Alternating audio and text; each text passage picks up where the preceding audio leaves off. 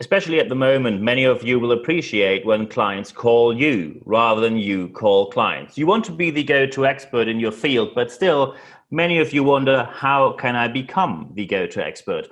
Today, we have a special guest with us here, Heather Townsend, who not only wrote the Financial Times Guide to Business Networking, but also wrote the book, which also was published with the Financial Times, The Go-to Expert. Hello and welcome, Heather Townsend. Thank you very much, Niels. Thank you very much for taking the time today. Well, people now wonder, especially in these times when they cannot meet people during a network meeting, when they cannot go to rooms and work the room and chat to people, how do, in these times, I become the go-to expert? What, in your opinion, is, and what in your experience is the major mistake people do, and what should they do better right now? So the two kind of key mistakes. So the first thing they do is they try and be all things to everyone.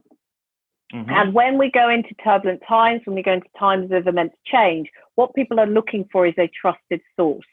Mm-hmm. You know, at the moment, in business terms, we have the brain tumor. And, you know, so we're looking for the best brain surgeon.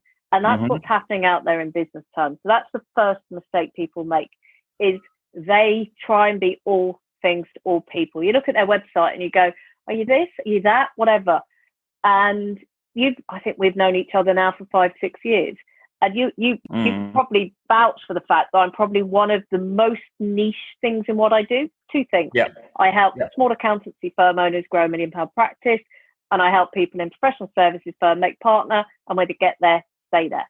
And you know, those are tiny, tiny niches, but it means that I'm never short of somebody wanting to know my opinion or pick up the phone or want my help. And I think that's the first mistake people make. The second mistake they make is they keep all the best stuff to themselves.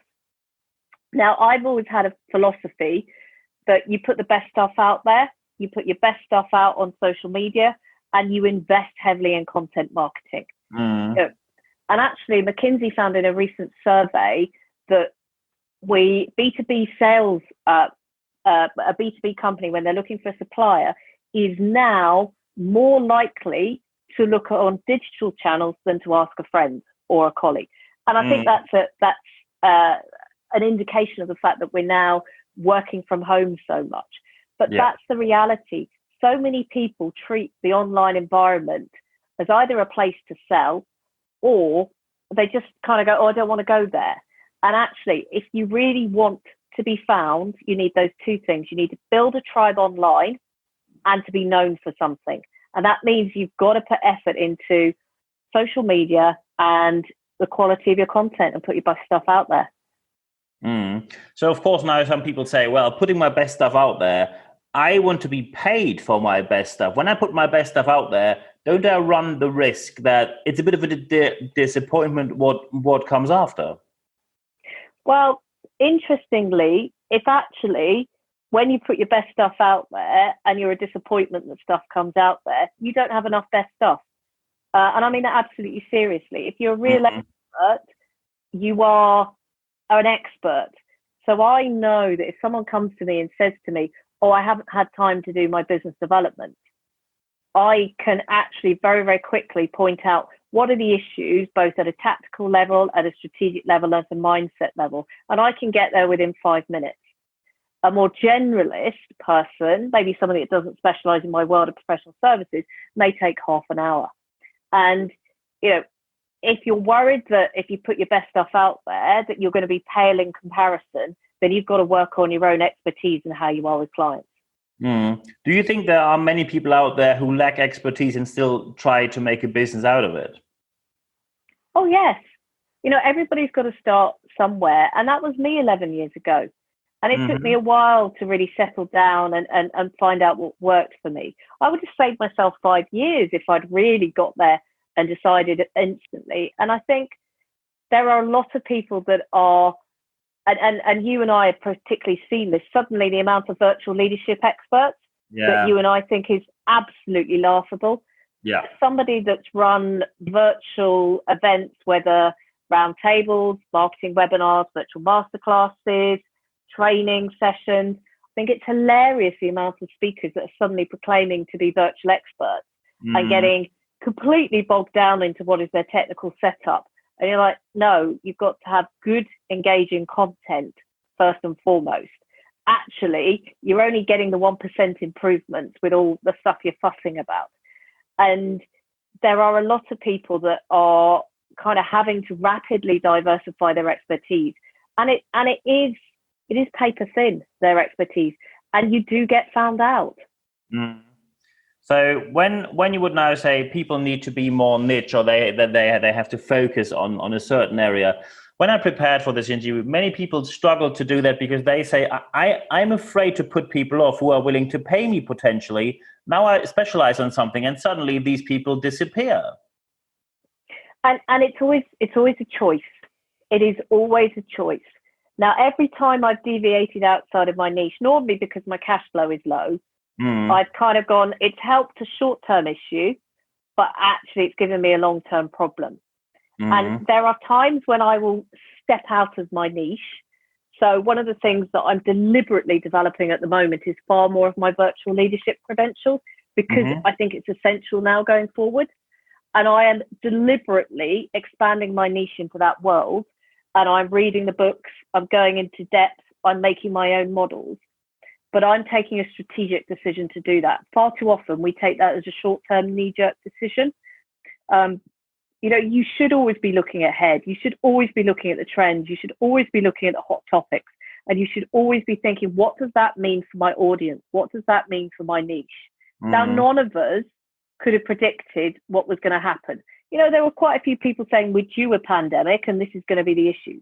But I don't think anybody could have really predicted it was going to happen this way. We're in uncharted territory. But normally we would get advanced knowledge of this sort of stuff happening. Normally you get enough time to sniff what sells. Normally you get time to make that movement. And if you're doing enough tribe building and you understand your audience and what are their real pain points, you're genuinely never short of a good lead coming away for the right stuff.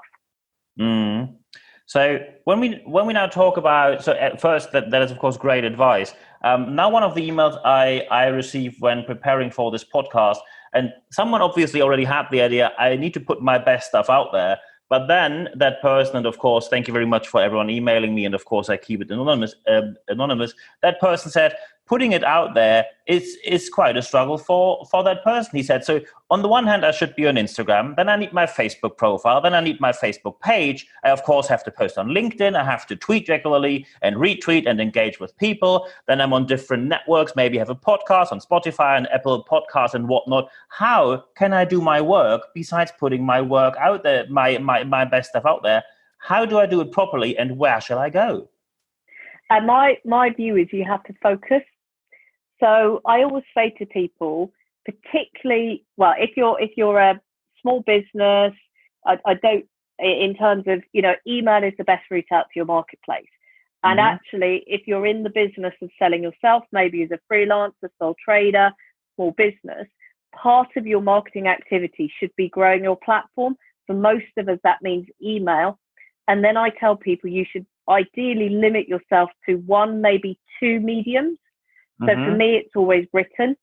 I put some stuff on YouTube, but so many people have said to me, oh, you need a podcast, you need a podcast. I'm like, no, I don't need a podcast.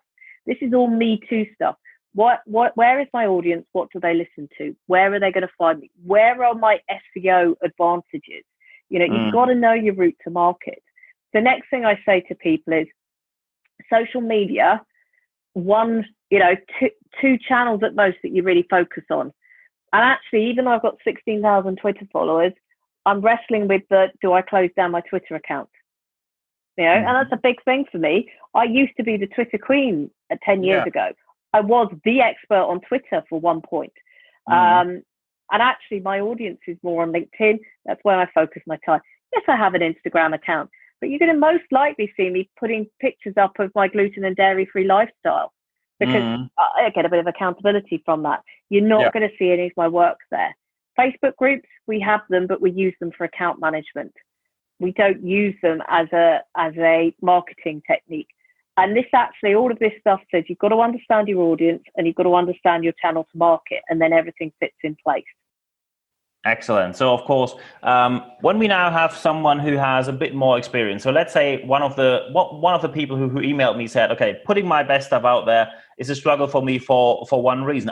I'm in business for 20 years. I see that the business is changing rapidly, and I have to put my stuff out there. People want to have very specific advice on complex topics, and the honest answer to every question is it depends. But no one wants to read it depends. They all want to have a yes or no, correct or incorrect. How shall I deal with that dilemma that people want very specific advice in very complex environments, while at the same time it isn't really possible to give that advice specifically in short articles?" And interesting, this is where you actually need to educate your audience in this instance. And that's a great topic that says, you can start, I can already see the SEO worthy stuff. People will put that into Google.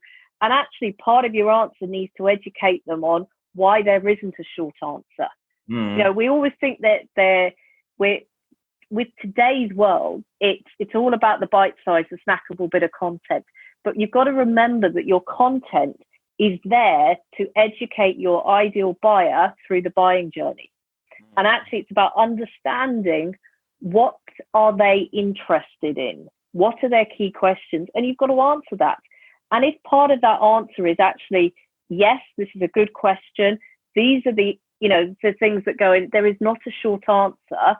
This is what people normally pay me to answer that in a way that is suitable for how you're working. Then put that in an article.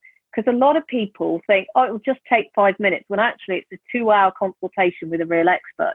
And part of your content needs to educate people on what is a 2-minute answer and what is this is a full consultancy project. And what we've got to do is help our buyers where they are, educate them to where they need to go in order to then pay us money. Excellent. And of course, to wrap the interview up, we now, of course, like to have very specific advice from you. When people are now sitting there and say, I want to become the go-to expert, I know it's a lot of work. What are Heather Townsend's top 3 tips? What should people do right now to get started? Go and speak to your best clients. Find out what's going on in their world. What are their challenges? Because that will tell you, where to focus your efforts on where you want to build your expertise. My second tip is, with what's going on around us at the moment, it's very tempting to think you've got to move yourself almost like 180 degrees with your expertise in the other direction. We've got to remember that this is just a point in time.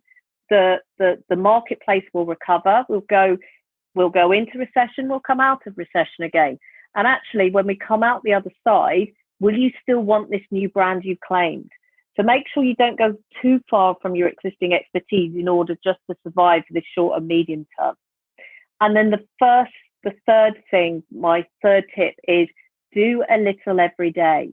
Whether that's putting something up on LinkedIn, whether that's writing something, put a little bit about building your expertise and thought leadership every day, because it's never one update that brings the client in. It's normally 5, 10, 15, 20 blog posts, a number of updates on social media, a number of podcast episodes, and then they'll come and talk to you. So it's about consistency rather than big flash moments. Excellent. That is very good advice. Of course, I'm going to put Heather's contact data in the show notes of this podcast. So when someone says, I'd like to talk to you further, or I'm interested in your services, of course, I highly recommend these services. Then they can get in touch with you directly. So at the end of this interview, there's only one thing for me left to say. Heather, thank you very much for your time. Well, thank you very much, Niels. I've really appreciated the time to talk about one of my favorite subjects.